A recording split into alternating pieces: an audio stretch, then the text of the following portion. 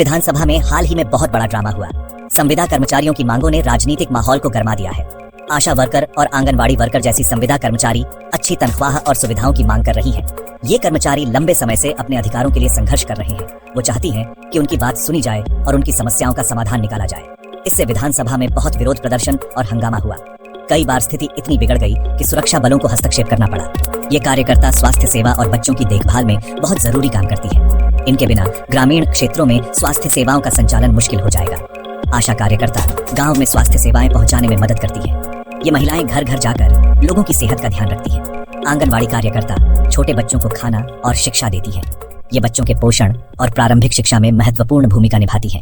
बिहार के बहुत से लोगों के लिए इनकी मांगें बहुत महत्वपूर्ण है। ग्रामीण समुदाय इन कर्मचारियों के समर्थन में खड़ा है। सरकार पर इन समस्याओं का हल निकालने का दबाव है। राजनीतिक दलों के बीच भी इस मुद्दे पर बहस छिड़ी हुई है। ऐसा उपाय ढूंढना जरूरी है जिससे कर्मचारियों और राज्य दोनों का भला हो। एक संतुलित समाधान ही इस समस्या का स्थायी हल हो सकता है। एक बड़ी मांग है आशा वर्कर्स की अक्टूबर की तनख्वाह पक्की करना। ये कार्यकर्ता अपनी मासिक तनख्वाह पर निर्भर हैं। देरी और अनिश्चितता से उन्हें बहुत परेशानी होती है। आंगनवाड़ी कार्यकर्ता भी अपने भुगतान की प्रक्रिया पर स्पष्टता चाहती है। बच्चों के शुरुआती विकास में उनका बहुत महत्वपूर्ण योगदान है। उनके काम से यह सुनिश्चित होता है कि बच्चों को सही पोषण और देखभाल मिले। सरकार इन मुद्दों को जानती है और समाधान की कोशिश कर रही है। विधानसभा में विरोध प्रदर्शन ने बड़ा रूप ले लिया। विपक्षी विधायकों ने हंगामा किया और तुरंत कार्रवाई की मांग की। इससे स्थिति की गंभीरता पता चलती है। दिलचस्प बात यह है कि तेजस्वी यादव को एनडीए में शामिल होने का सुझाव दिया गया। इस राजनीतिक चाल से इस पूरे मामले में एक नया मोड़ आ गया है। विधानसभा की ये घटनाएं कर्मचारियों की मांगों की तात्कालिकता को दर्शाती हैं। चौथा भाग, स्वास्थ्य सेवा पहल।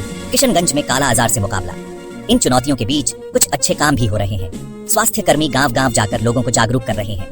किशनगंज जिले में काला आजार को खत्म करने का अभियान शुरू हो रहा है। यह अभियान सरकार और स्थानीय समुदाय के सहयोग से चलाया जा रहा है। यह बीमारी गरीब और पिछड़े लोगों को ज्यादा प्रभावित करती है, इसलिए इन समुदायों तक पहुंचना बहुत महत्वपूर्ण है। इस अभियान का लक्ष्य है लोगों की काला आजार की जांच करना और उनका इलाज करना, साथ ही उन्हें बीमारी से बचाव के तरीके भी सिखाना। यह क्षेत्र के लोगों के स्वास्थ्य को बेहतर बनाने की दिशा में एक महत्वपूर्ण कदम है। इससे न केवल काला आजार का प्रकोप कम होगा, बल्कि अन्य बीमारियों से भी बचाव होगा। यह पहल दिखाती है कि सरकार स्वास्थ्य की चुनौतियों का समाधान करने के लिए प्रतिबद्ध है। यह एक लंबी और कठिन यात्रा है, लेकिन हर कदम महत्वपूर्ण है। पांचवां भाग, निष्कर्ष। संविदा कर्मचारियों की मांगों का समाधान ढूंढना। बिहार में संविदा कर्मचारियों की स्थिति पर ध्यान देना बहुत जरूरी है। बिहार की स्थिति दिखाती है कि ठेके पर काम करने वालों के साथ अच्छा व्यवहार कितना जरूरी है।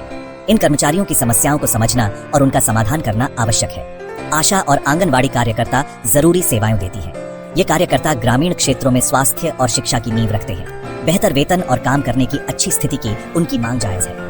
इनकी मांगें न केवल उचित हैं, बल्कि इनकी अनदेखी करना समाज के लिए हानिकारक हो सकता है। काला आजार अभियान जैसे कुछ अच्छे संकेत हैं। इन अभियानों से पता चलता है कि सरकार कुछ कदम उठा रही है, लेकिन सरकार को संविदा कर्मचारियों के लिए एक स्थायी समाधान निकालना होगा। यह समाधान दीर्घकालिक और प्रभावी होना चाहिए।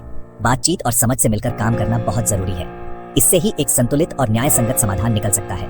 इससे यह सुनिश्चित होगा कि इन जरूरी कार्यकर्ताओं को वह सम्मान और सहयोग मिले जिसकी वे हकदार हैं। ये उनके मनोबल को भी बढ़ाएगा और उन्हें और बेहतर काम करने के लिए प्रेरित करेगा।